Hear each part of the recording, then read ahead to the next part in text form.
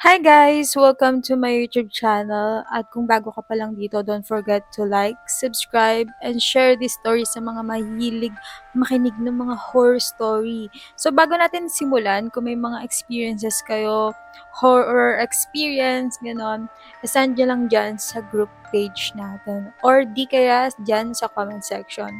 So let's start. Kwento to ni Jessica. Parang medyo mahaba to. So, nangyari to sa iba't ibang panahon ng buhay ko. Pero hanggang ngayon, hindi ko pa rin maipaliwanag kung bakit parang sinusundan ako ng mga ganitong karanasan. Noong 1992, college pa lang ako at nakatira sa isang maliit na rented apartment dito sa Pilipinas. Isang dapit hapon, habang nagluluto ako, napatingin ako sa bintana ng kusina. Doon, may nakita kong isang matangkad na lalaki. Mga nasa 10 or hanggang 12 feet ng taas, nakasuot ng blazer at may dalang briefcase. Ipinatong niya ang isang paa sa pader sa harap ng kusina at yung isa naman ay nasa bubong ng kapitbahay. Tapos bigla na lang siyang nawala. Hindi ako agad natakot pero sobrang nagulat ako. Parang hindi ko mapaliwanag kung ano yung nakita ko.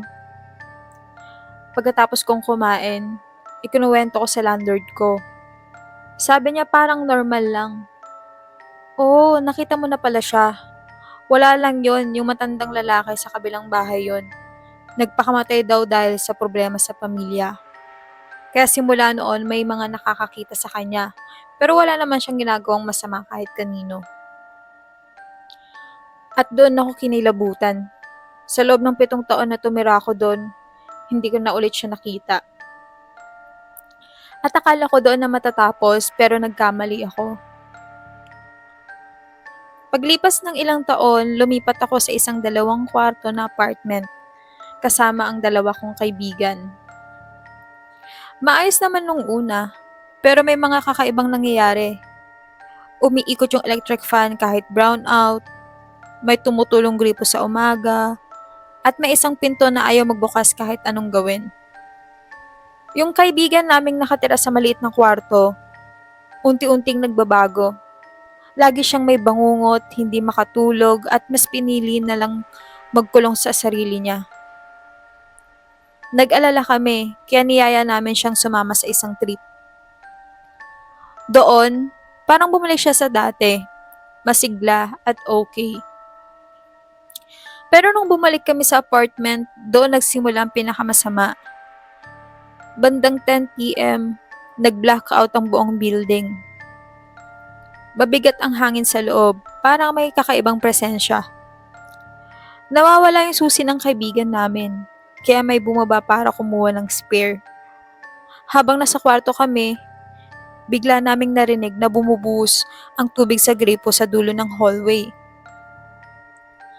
Tapos kahit walang kuryente, umikot ng mabilis yung electric fan. Doon na kami kinabahan. Pagbalik ng kasama namin, sobrang putla niya at hinihingal. Sabi niya may narinig siyang galit na boses ng babae mula sa nakalak na kwarto. Sumisigaw at hinahampas ang pinto.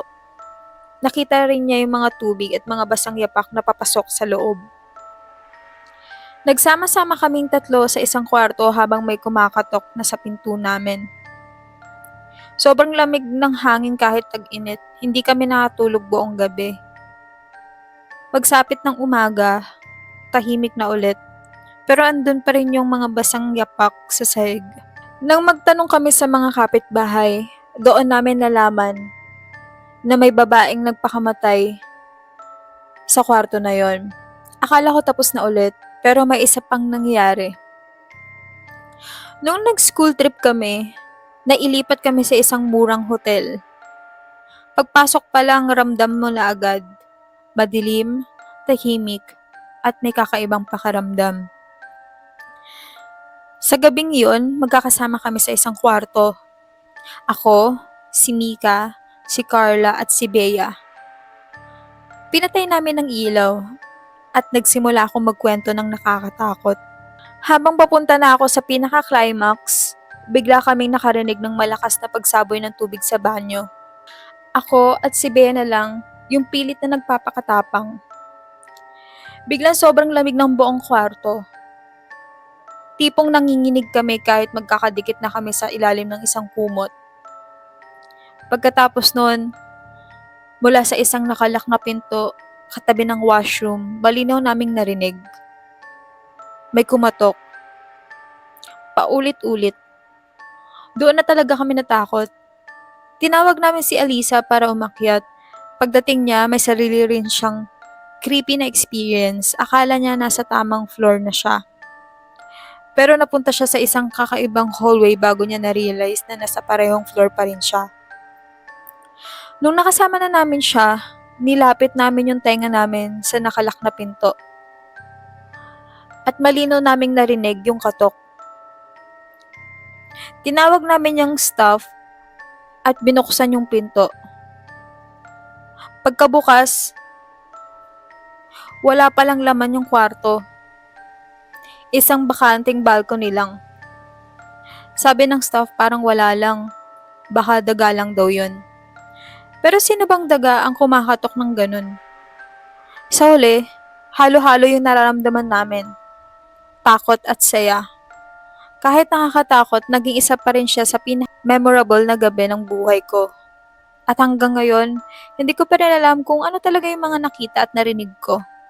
Sabi ng mga matatanda, kapag daw ang isang bahay or isang lugar ay walang tao, walang taong nakatira, alam mo yun, yung bakante lang, pinamumugaran daw yun ng elements. Oo.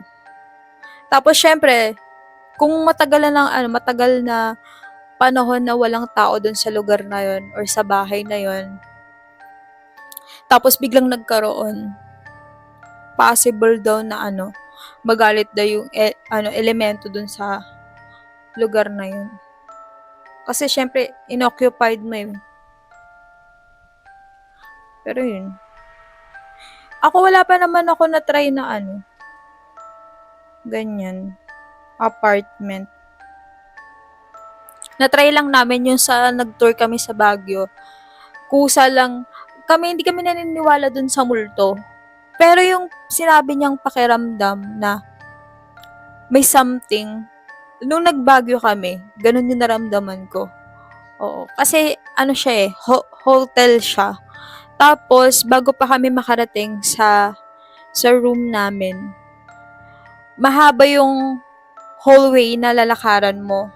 And imagine, if nanood ka na ng backroom, yung as in walang tao, tapos pader lang, ganun yung pakiramdam niya. Mas pinipili namin mag-elevator o dumaan sa hallway na yun kaysa dumaan sa emergency exit. Meron kasi doon yung hagdan. Katapat lang din ng room namin yun. Parang nakakatakot kasi pag doon. So yun. Yung pakiramdam na ganun, naramdaman ko din siya. Sobrang tahimik kasi. Pero yung mga gumagalaw na something, may nahulog, ganyan. Gumagalaw electric fan kahit hindi naman nakabukas. Na-experience namin yun sa tour namin, bumukas yung ilaw. Tapos may naliligo. Tapos, alam mo yung room kasi namin doon na nakuha ng school namin is, siya, pang-apat na tao siya. And then, yung CR, may bintana. Para siyang pang partner. Parang ganon. Kasi may bintana yung CR, pwede mo panoorin yung naliligo. Oo, ganun yung style ng room na nakuha ng school namin.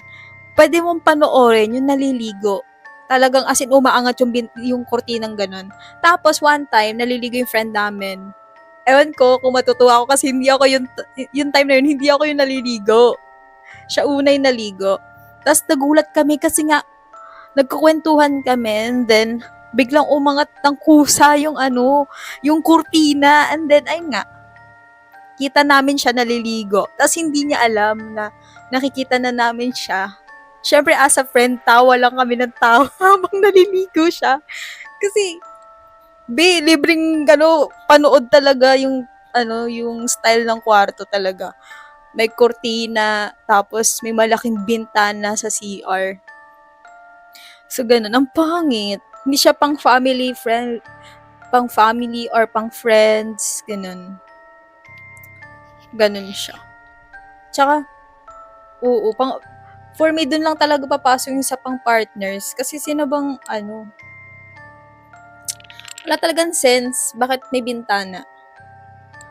So, yun. Para sa akin, mga pag ganung nangyayari, defect lang talaga. Oo. May sira lang yung something kaya gumagalaw, ganyan. Pero at least, 'di ba, na-enjoy niya. Na-enjoy nila kahit nakaranas sila ng nakakatakot. Kahit kami siguro, matutuwa kami kasi ano 'yan, magkakasama kayo. Parang pag naligaw ka, masaya ka pag naligaw ka kapag kasama yung mga friends mo kasi hindi ka nag-iisa maliligaw. Marami kayo. Parang gano'n lang yung pakiramdam niyo. Gano'n yung sinasabi ko eh. Pag sinasabi nila, baka maligaw tayo. Tapos sasabihin ko, ayaw mo nun. At least marami tayong maliligaw. O, di ba? Dapat nakatingin tayo sa bright side. Hindi, joke lang. So, yun lang guys. I hope you like this video. Don't forget to like, subscribe, and share this video. At kung may mga story kayo, send nyo lang dyan sa group page natin. So, yun lang guys. See you all on my next video. Bye-bye!